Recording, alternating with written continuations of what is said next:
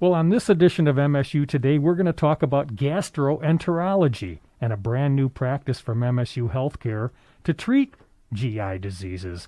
And to do that, we have three people with us from MSU Health Care: Dr. Catherine Kerschen, Dr. Oliveri-LePain, and Maria Reed, physician's assistant.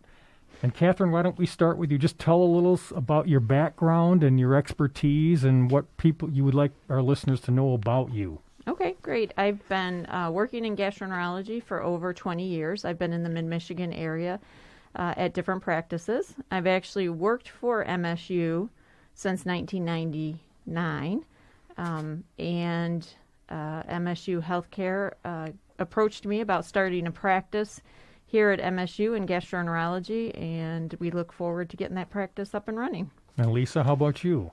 So I've been in practice almost 20 years, and I've worked with Kathy and Maria for all of that time in some way, shape, or form.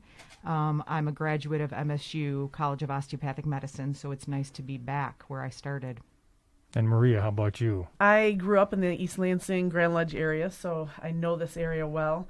I also have worked with Dr. LePain and Dr. Kerschen since 2001. I obtained my undergraduate degree from Michigan State and then went to PA school in Miami, Florida.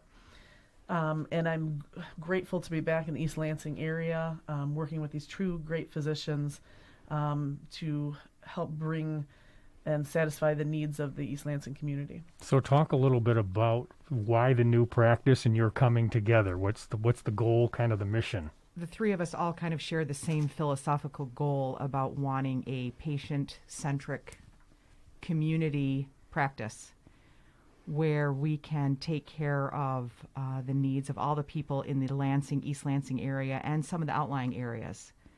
And I think all of us are interested in outreach, helping part of the community that doesn't have the best access to health care.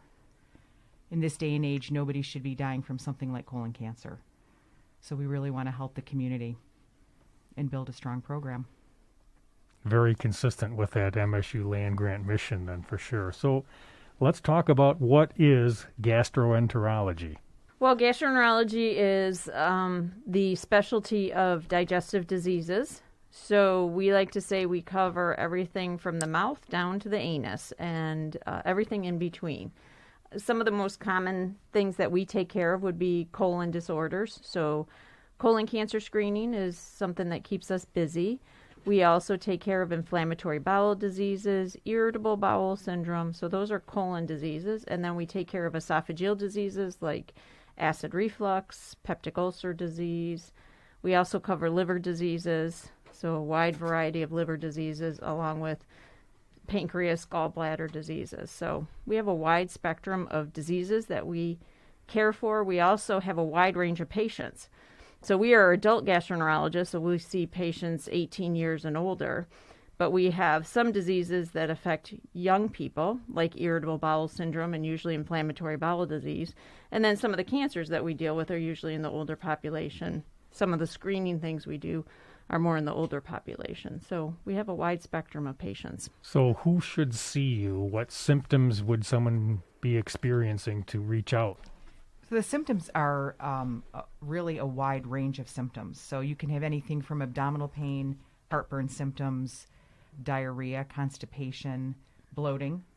And sometimes the symptoms are not so obvious, and a lot of symptoms overlap. So you can have minor symptoms that can be a symptom of something more serious, something like Crohn's or colitis, or something like irritable bowel syndrome, where you can have similar symptoms. Treatments are very different, though. And they can affect all ages, men and women. Talk about how you treat this and what are some of the challenges in doing so. Some of the challenges are environmental, what we eat, the stressors we're under. We've all been through a lot of stress with COVID, and we try and treat our patients from a holistic approach, making sure that they're getting the right nutrition, making sure that they're getting their exercise every day, as well as all of the medication treatments that are available out there. We partner with Henry Ford, and we're hoping to bring a lot of research in conjunction with MSU to provide things for our patients that might not be otherwise available. Is diet the key contributing factor then for someone to get a GI disease? It's not hereditary, or is that part of it? Or why would someone need to see you? So because we cover a wide variety of diseases, every disease entity has a different etiology or risk factor or things that make it better or worse. So in some of our diseases, diet and exercise and actually mental health make a difference on how well the patient is responding. In other things like colon cancer, most colon cancers are sporadic. However, there is an increased risk if you have a family history. So right there can be a genetic link. Some of the liver diseases that we cover have some genetic links, so we'd be more likely to screen patients for certain liver diseases such as hemochromatosis. But a lot of liver diseases are either due to risk factors, like hepatitis C, if you had a blood transfusion years ago, or if you're an IV drug user, that increases your risk. So we would, look at those risk factors for patients. So it really depends on what disease we're talking about within the GI system. And does most often someone starts with their primary care physician and they're referred to you, I would assume? Yeah, the majority of people start out with their primary care physicians, and then if it gets to a point where they've exhausted their evaluation, then they would refer a patient to us. And if they need a procedure, they would be referred to us as well.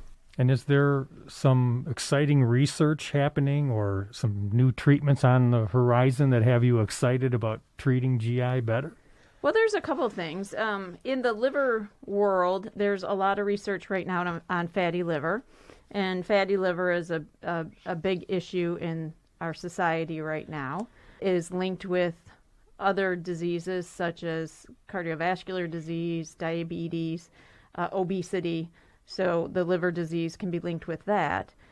So right now, all we have is kind of lifestyle things to help treat it. But there is a lot of research right now going on about different medications that might help with fatty liver. So my anticipation would be in the next 10 years, we may have more treatment options for people with fatty liver. There's always research going on in a variety of diseases in gastroenterology. Inflammatory bowel disease always has something interesting and exciting that they're working on in the research realm. And hopefully, again, through our partnership with Henry Ford Hospital, we'll be able to get involved in some of the clinical research. Talk about the excitement of coming together and doing what you love to do under the auspices of MSU Healthcare. To me, this is a perfect union of the three of us because we do know each other so well. We know how we work philosophically. We are very similar. How we treat our patients is very similar. So I think that we're going to be able to bring a lot of really positive things to the community and to MSU.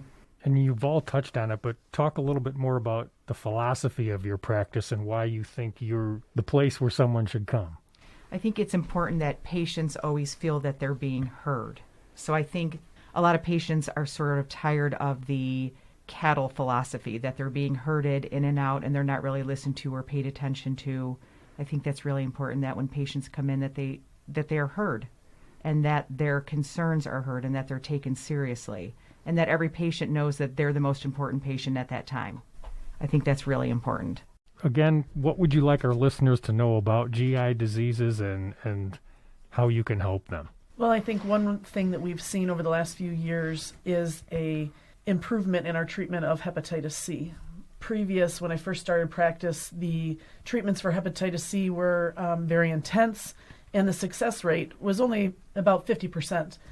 Now, over the last several years, our treatment success rate is about 96%. So patients that may have had hepatitis C for the last 30, 40 years, or maybe don't even know they have hepatitis C, the cure rate is phenomenal right now. The treatments are much shorter in duration. The side effects are very minimal. So people that years ago may have had hepatitis C, which progressed to cirrhosis and maybe even liver cancer, we don't have that anymore. And we would like to be able to have a hepatitis C clinic here in East Lansing at MSU to help those patients. I think we'd like patients to know that there are a wide variety of GI symptoms that they might be suffering with at home, and they don't realize that there's something that can be done about it. So I would encourage patients to talk to their primary care physicians because a lot of times there's things that the primary care physician can do for them that will help alleviate it. But when they work with their primary care physician, if they find that they're still having issues, that's when they'll come to us and we'll work further to try to figure out what's going on. But what we don't want, particularly in this day of COVID, where people aren't asking for help as much for a variety of reasons, that they get back in with their doctors and start talking to them about some of the things that are going on, so that if they need a specialist like us, we're now here in the community and we can help work with them and work with their primary care physician to try to improve their symptoms.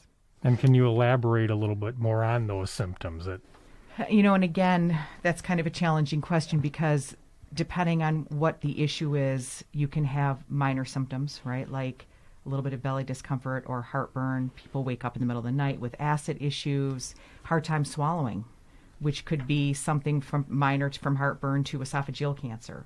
Abdominal pain, which can be, again, from your rib cage all the way down, diarrhea, constipation. And like I said, a lot of these symptoms could be same symptom, different diagnosis.